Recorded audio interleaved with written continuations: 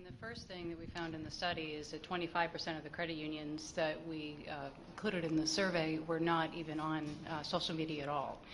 So that would certainly be a first step to get out there. I think that, you know, Peyton and Maya and some of my other colleagues up here can speak a little better to the effectiveness, but certainly with the best practices that we found, there was a very clear ways that you could be top of mind with people in social media, such as posting frequently, dedicating the resources to manage the sites and things like that. I think you guys have, as a group, a huge branding job to do, right? I didn't know what to expect walking in here, and just in terms of content and the people, and I've been blown away. I mean, I have to say, I would consider it. I really would, even though kind of unraveling all the other pieces to my personal financials would be a pain in the butt. But I would consider it because I'm into my community. I believe in local, and I love what you guys are doing. So I think you've got a really big rebranding effort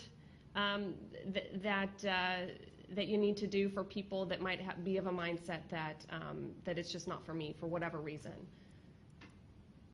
Having done a lot of research with consumers who aren't members of credit unions, because that was the whole point of the campaign, was to figure out how do we switch someone who wouldn't even consider a credit union as an option, right? And what we discovered is you can't just throw, like we were talking about emotion and all of that, but you can't just throw kind of a slogan onto it. You know, you can't say, like, let's say you're trying to talk about finances. Finances are in your hands. Take control of your finances. Move to a credit union, okay? When a consumer who isn't considering a credit union as an option sees that, they say, oh, take control of finances. Yeah, I get that. And then it's like saying move to Swaziland. You know, like, where's Swaziland? You know, where? I know it's somewhere over there, but, you know, and so people have that reaction with credit unions. They know, and sometimes they even have some sort of a technical definition, but they don't know enough. And that's the fog that you really have to clear, that she's saying is really the branding effort. It's very important.